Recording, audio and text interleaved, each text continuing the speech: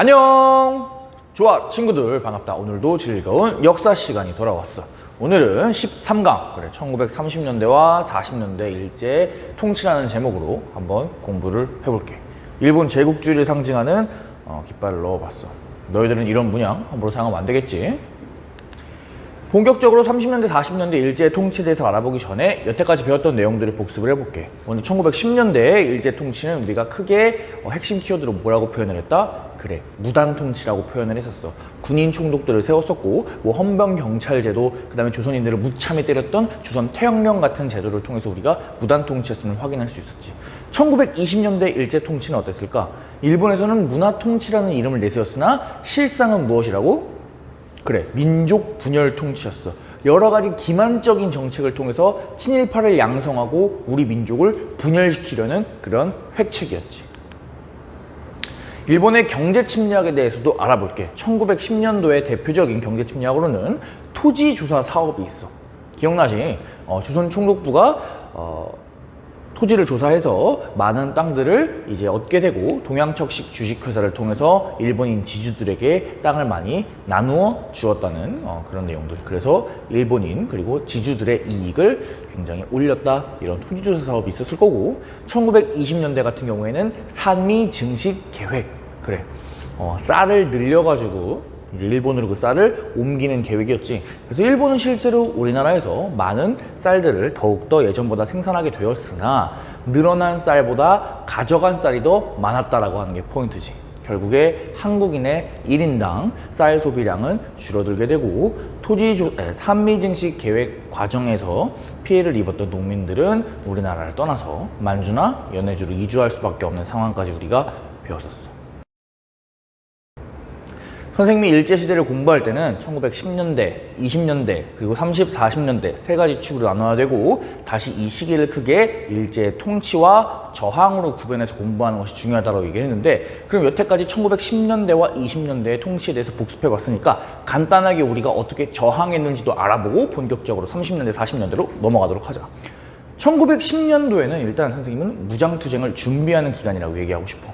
너희들도 지도에서 보다시피 서간도, 북간도, 연해주 이런 지역에 우리 많은 조상들이 올라가서 여기서 독립군 기지를 건설하고 한인 사회들을 형성해서 무장투쟁의 그런 뿌리를 다지는 시기가 바로 1910년대였어. 자, 1910년대에 뿌리를 다졌다면 1920년대에는 무슨 시기냐면 본격적인 무장 독립 전쟁의 시기야. 이 시기에 대표적으로 우리 막 봉오동 전투, 홍범도 장군 그리고 김저진 장군의 이제 청산리 대첩 이런 부분들 잘 기억하고 있겠지.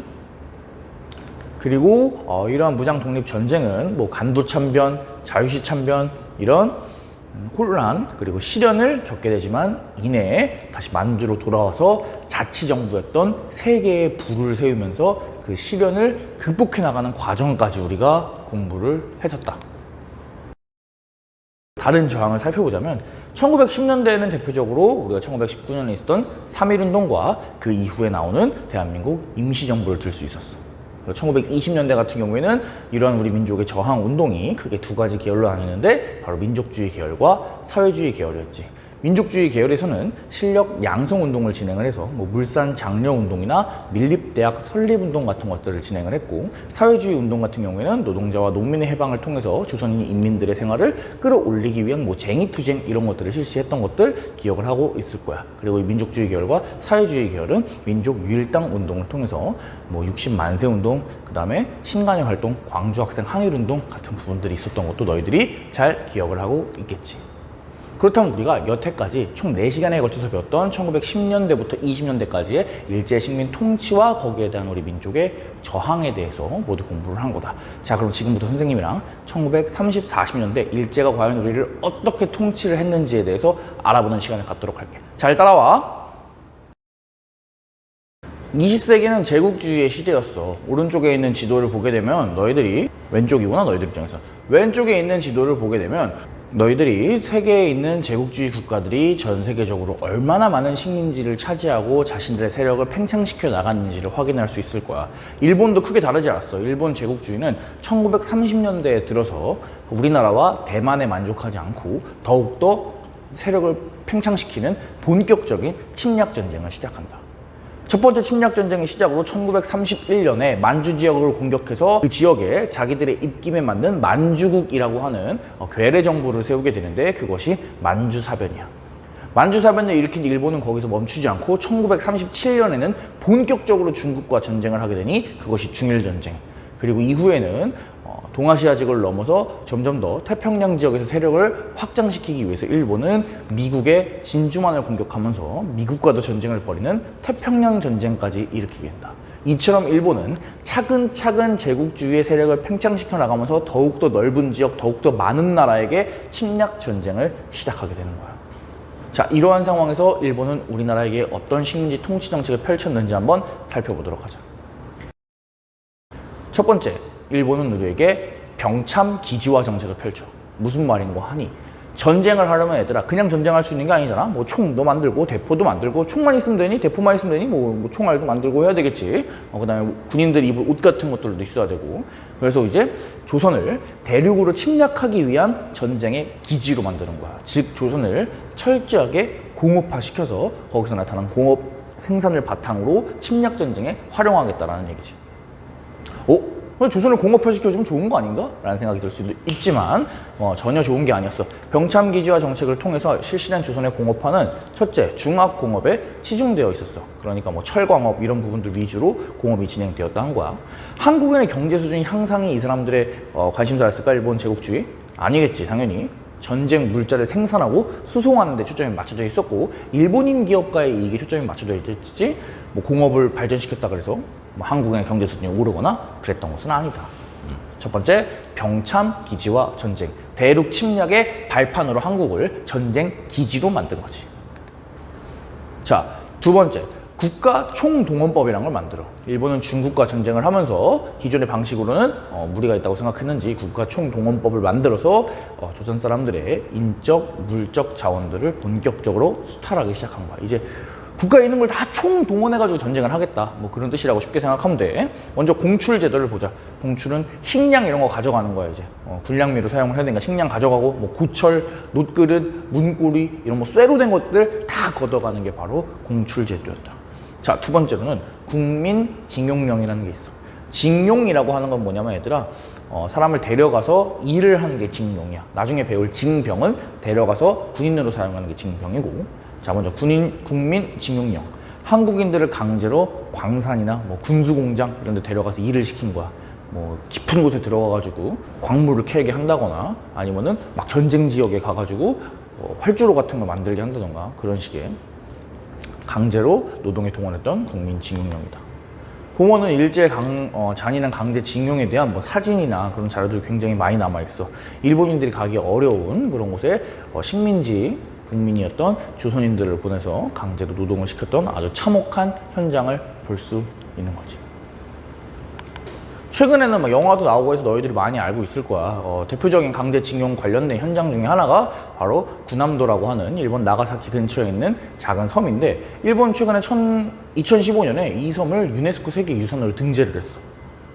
당시에 우리나라에서는 아니 어떻게 강제징용한 것을, 그런 아픔이 서려 있는 역사를 유네스코 세계문화유산으로 등재를 할 수 있냐. 이게 너희들한테 아무리 뭐 근대 산업과 관련된, 뭐 근대 산업 발전된 근대 유산이라고 하지만 그거 세계유산으로 한 건 좀 아닌 것 같아 라고 우리나라에서 당연히 반대를 했겠지.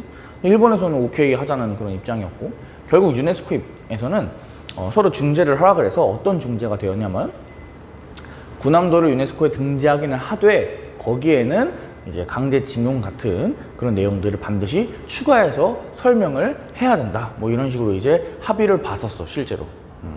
그런데 현재 그런 부분들이 크게 드러나지 않고 있어서 선생님은 매우 문제라고 생각을 한다. 실제로 많은 일본인들이 여기에 관광을 가고는 해. 찾아보면은 선생님 여행사 사이트 들어가 봤더니 이런 식으로 광고를 하고 있더라고. 저기 맨 위에 있는 거 보면은 뭐 군청의 시대를 넘어 그 시절로, 그 시절의 도시로, 뭐 이런 말이 써 있는데 참, 군청의 시대를 넘어 그 시절의 도시로. 군청의 시대를 누가 만들었니 얘들아? 군청 색깔 칙칙한 시대를 누가 만들었어? 이해할 수 없다. 그 아래 볼까? 노란 색깔 써 있는 거. 노란 색깔의 큰 글씨를 읽어보면은 상륙 기념의 추억 사진을 당신에게. 참 우리에게 아픔이 서려 있는 건데 이곳에서 이제 뭐 추억의 사진을 찍어가지고 당신에게 뭐 참 안타까운 일이 아닐 수 없다 얘들아. 그래서 이런 강제징용 문제들이 아직도 우리 민족에게는 큰 아픔으로 남아있고 해결되지 않은 지점들이 남아있다는 사실을 너희들이 기억을 하면 좋을 것 같다. 자, 징용 이외에는 군대 관련된 것들도 있었어. 지원병제, 징병제 이런 것들인데 최초에는 지원병제라 그래서 지원을 받아가지고 군인들을 끌고 가는 척 했어. 하지만 나중에는 징병제로 전환을 하면서 이제 그냥 강제로 징병에 가서 조선 청년들을 일본 전쟁에 사용하게 되었지. 자, 그 아래에 있는 여자 정신대 근로령을 볼까? 이제 여성들까지도 강제 농원에 동원하게 되는 게 여성 정신대 근로령이야. 그리고 마지막 맨 아래에 있는 건 너희들도 많이 들어봤을 텐데 바로 일본군 위안부 문제다. 일본군은 그리고 일본 정부는 우리나라에 있던 여성들에게 취업을 시켜준다고 쉽고 돈을 잘 벌 수 있는 곳으로 이제 데려가 준다고 이렇게 감언 이설을 해서 속여서 여성들을 데리고 가서 일본군 위안소라고 하는 곳에 보내서 성착취를 했어. 일본군 그리고 일본 정부가 깊이 개입되어 있는 아주 반인륜적인 그런 전쟁 범죄고 성범죄라고 얘기를 할 수 있지. 이건 정말 끔찍한 문제야 얘들아. 자세히 얘기하지 않아도 알겠지. 자, 이 문제에 대해서는 어떻게 해결을 해야 되는데 참 어려운 문제다 얘들아. 너희들의 인식과 다르게 사실 일본 정부는 이미 일본군 위안부에 대해서 인정을 했어. 자기들이 했다고 인정까지 했어. 그런데 이제 문제가 뭐냐면 뭐 법적인 배상이나 그런 것들을 고려하고 있지 않고 우리가 보기에는 진정성이 전혀 없다는 거야. 일본 정부에서 1993년에 발표했던 담화문을 볼게. 장기간 그리고 광범위한 지역에 위안소가 설치돼서 수많은 위안부가 존재했다는 것이 인정됐다. 이건 일본 정부에서 발표한 거야 얘들아. 위안소는 당시에 군 당국의 요청에 따라 마련된 것이며 군 당국의 요청에 따라 마련됐대.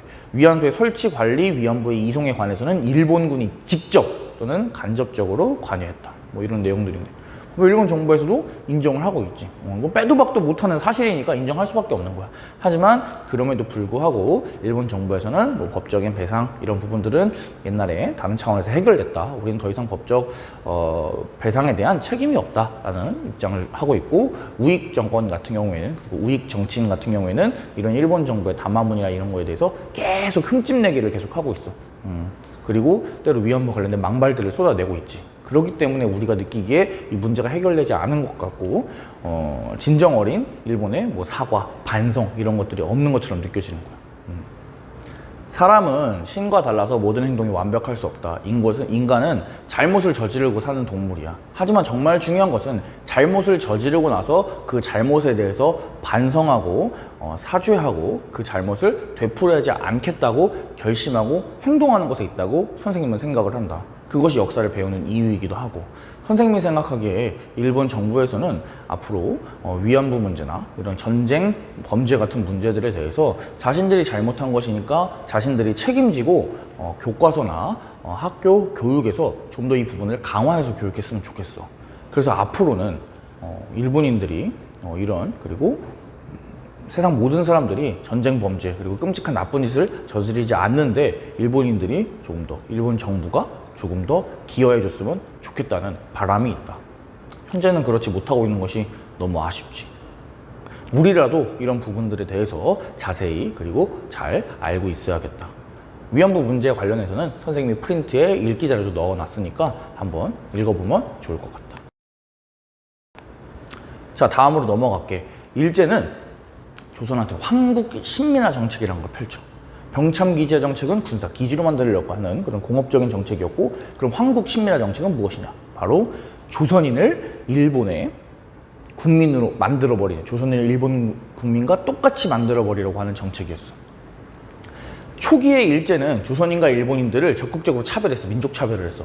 식민지니까 당연히 조선인이랑 일본인을 이렇게 구별해가지고 차별을 했었지. 하지만 후기로 넘어가면서 그런 양상은 바뀌게 돼. 한국인을 적극적으로 일본인으로 만들려고 노력을 한다. 왜? 지금 침략 전쟁을 한참 하고 있지. 전쟁하면 뭐가 필요하니? 군인 필요하지. 군인 필요하니까 한국인을 일본인으로 만들어서 이 한국인들도 일본인처럼 자기들의 침략 전쟁에 활용하려고 했던 거야. 물적, 인적 자원을 적극적으로 동원했어야 되는 필요성에 의해서 한국 신민화 정책이 시작되게 된다. 대표적으로 여러 가지 그런 구호들을 만들어내는데 일선 동조론, 일본과 조선의 조상이 같다. 그래서 우리는 뭐 한 나라다. 너 한국이냐 일본이냐 똑같은 한 국민이다. 우리는 다 같이 우리 전쟁을 해야 된다. 침략 전쟁 해야 된다. 뭐 이런 그런 이야기고, 내선일체, 내지와 조선은 한 몸이다. 하나다. 일본인들은 자기들을 내지라고 불렀어. 그리고 조선은 조선이라고 불렀는데, 생각해보면 내지, 안쪽 땅, 안쪽 나라, 지도로 보면은 일본이 바깥쪽인데 왜 지도를 안쪽이라고 하는지 모르겠네. 아무튼 일본과 조선은 하나다. 뭐 이런 구호들을 외치면서 조선인들을 적극적으로 일본에 동화시키려고 했던 것이 1930년대, 40년대 일제의 정책이었다. 그리고 일본식 성명을 강요해. 이제 한국식 성명 쓰지 말고 너희들 일본식으로 개명하거나 아니면 새롭게 이름을 만들어서 너희들도 일본 이름을 가져라 라고 이야기를 하지. 그리고 일본의 신들이 모셔져 있는 신사에 참배를 강요해. 이제 종교까지도 우리 민족 종교에서 일본 종교로 바꾸어 버리려고 하는 일제 속셈이지. 그래서 신사 참배를 강요하고, 그 다음에 정해진 시간이 되면 일본의 국왕, 그러니까 일왕이지, 일왕이 있는 일본 도쿄 쪽을 향해서 고개를 숙이게 하는 일본 국왕 숭배도 강요했다. 황국 신민 서사라는 것도 사람들에게 강제로 암기하고 계속해서 되풀이해서 외우도록 했었어. 황국 신민 서사. 선생님이 입에 담기 좀 그래서 읽어보지는 않을게. 너희들도 띄워놓을 테니까 한번 눈으로 읽어볼래? 이런 것들 그냥 계속해서 매매매 얘기하게 하는 거야. 얼마나 사람이 정신적으로 세뇌가 되겠니. 그래서 한국 신민 서사 같은 것들도 암송하게 하였다. 강제로. 그리고 학교의 명칭도 바뀌어. 원래는 제일 작은 학교가 소학교였는데 그것을 이제 황국신민, 일본에 충성하는 국민의 학교라 그래서 국민학교라고 이름을 바꾸고, 그 다음에 뭐 우리말, 그 다음에 우리 글, 그 다음에 우리 역사 이런 것까지 몽땅 다 금지시키고 우리의 민족을 말살하려고 했던 민족 말살 통치를 실시했던 것이 바로 1930년대, 40년대 일제의 통치라고 이야기를 할 수 있겠다. 자, 한번 포인트를 접어볼게. 우리가 1910년대에는 무단 통치, 그리고 1920년대에는 문화 통치였지만 사실은 민족 분열 통치, 그리고 이제 1930, 40년대에는 이제 한국인을 완전히 일본인으로 만들어 버리려고 하는 민족 말살 통치라고 선생님은 이야기를 하고 싶어. 그래서 우리나라는 전체적으로 병참 기지화 정책을 통해서 일본의 침략 전쟁의 발판이 되었고, 한국인들은 황국 신민화 정책을 통해서 일본인에 적극적으로 동화됐던 모습을 볼 수 있지. 그러면서도 일본인은 뭐 징용, 그다음에 징병, 그다음에 위안부 이런 문제를 통해서 우리의 인적 자원과 물적 자원을 끊임없이 수탈을 했었고, 여러 가지 차원에서 우리 민족을 강하게 그리고 아주 잔인하게 억압했던 시기가 바로 1930년대, 40년대라고 할 수 있겠다. 자, 오늘 이 시간에는 30년대, 40년대 일제의 통치에 대해서 배웠어. 그런데 선생님이 항상 얘기를 할 때 이 시기는 통치와 저항을 쌍으로 묶어가지고 공부를 해야 한다고 했지. 그래서 잠시 쉬었다가 14강에서는 우리가 어떻게 저항했는지를 한번 공부를 해보도록 하자. 자, 수고 많았어. 안녕.